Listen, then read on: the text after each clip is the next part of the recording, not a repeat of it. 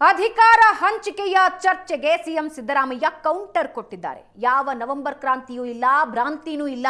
5 ವರ್ಷ ಜನರು ಅಧಿಕಾರ ಕೊಟ್ಟಿದ್ದಾರೆ ಅಂತ ಸಿದ್ದರಾಮಯ್ಯ ಹೇಳಿದ್ದಾರೆ.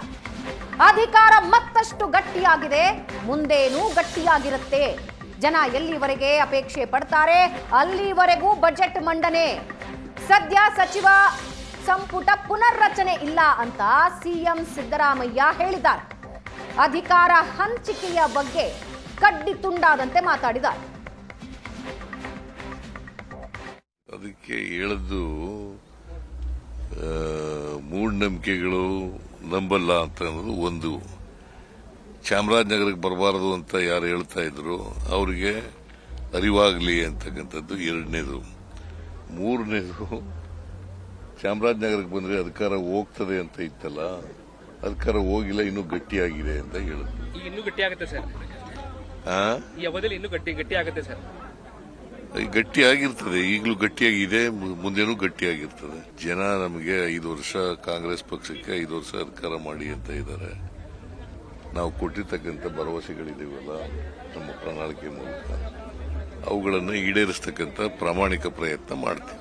ನವೆಂಬರ್ ಕ್ರಾಂತಿ ಅಂತಿದ್ರು ಸರ್. ನವೆಂಬರ್ 21 ಯಾವ ಕ್ರಾಂತಿ ಅಂತ ಹೇಳಿದವ್ರು ನೀವೇ ಅದನ್ನು ಹುಟ್ಟಾಕಿದವರು.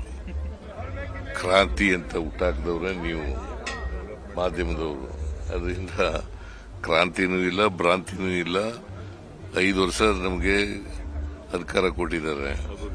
5 ವರ್ಷ ಆದ್ಮೇಲೆ ಮತ್ತೆ ನಾವು ಚುನಾವಣೆ ನಡೀತದೆ. ಚುನಾವಣೆಲ್ಲ ನಾವೇ ಗೆಲ್ತೀವಿ. 5 ವರ್ಷ ನೀವೇ ಇರ್ತೀರಾ ಅಂತ ಸರ್? 5 ವರ್ಷ ನೀವೇ ಇರ್ತೀರಾ ಅನ್ನೋದೇ ಚರ್ಚೆಗಳು ಸಖತ್ ದೊಡ್ಡ ಮಟ್ಟದಲ್ಲಿ. What does it mean? ನೀವು 2013 ಸರ್, 2013 ಚರ್ಚೆಗಳಿರಲಿಲ್ಲ ಸರ್. ಪೂರ್ಣಾವಧಿ ಸಿಎಂ ಅಂತ ಹೇಳಿ ಘೋಷಣೆ ಆಗಿತ್ತು, ಯಾವುದೇ ರೀತಿ ಚರ್ಚೆಗಳಾಗ್ತಾ ಇರಲಿಲ್ಲ. ಆದ್ರೆ ಈ ಬಾರಿ ಆ ಘೋಷಣೆ ಆಗದೆ ಇರೋದೇ ಪ್ರತಿ ಬಾರಿ ಕೂಡ ವರ್ಷ ಕಳೆದಾಗೆ ಚರ್ಚೆಗಳಾಗ್ತಾ ಇದೆ. ಚರ್ಚೆ ಇದು ಅನಾವಶ್ಯಕವಾದಂತ ಚರ್ಚೆ ನಡೀತಾ ಇರೋದು. ಅನಾವಶ್ಯಕ ಚರ್ಚೆ ನಡೀತಾ ಇರೋದು. 2.5 ವರ್ಷ ಆಗ್ಲಿ ಅಂತೇಳಿ ನಾನು ಹೈಕಮಾಂಡ್ ಅವ್ರಿಗೆ ಹೇಳಿದ್ದೆ. ಅದ್ರ ಮೇಲೆ ಚರ್ಚೆಗಳು ಉಟ್ಕೊಂಡಿದ್ದವು. 2 ವರ್ಷ ಆದ್ಮೇಲೆ ರೀಸಫಲ್ ಮಾಡೋಣ ಅಂತ ಹೇಳಿದ್ದೆ. ಅದ್ರ ಮೇಲೆ ಚರ್ಚೆಗಳು ಉಟ್ಕೊಂಡಿದ್ದಾವೆ ಅಷ್ಟೇ. ಅದಕ್ಕೆ ಬಜೆಟ್ ಮಂಡಿಸುವಂತಹ ಇದಿದೆ ಸರ್. ಇದಕ್ಕೆ ಜನ ಎಲ್ಲಿವರೆಗೆ ಅಪೇಕ್ಷೆ ಪಡ್ತಾರೆ ಅಲ್ಲಿವರೆಗೂ ಮಂಡಿಸ್ತಾ ಇದ್ದಾರೆ. ಬಜೆಟ್ ಮಂಡಿಸುವಂತಹ ಇದಿದೆ ಸರ್. ಇದಕ್ಕೆ ಜನ ಎಲ್ಲಿವರೆಗೆ ಅಪೇಕ್ಷೆ ಪಡ್ತಾರೆ ಅಲ್ಲಿವರೆಗೂ ಮಂಡಿಸ್ತಾ ಇದ್ದಾರೆ.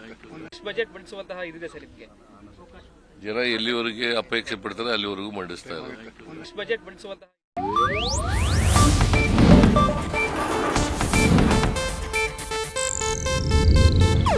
ಇದು ಏಷ್ಯಾನೆಟ್ ನ್ಯೂಸ್ ನೆಟ್ವರ್ಕ್ ಪ್ರಸ್ತುತಿ.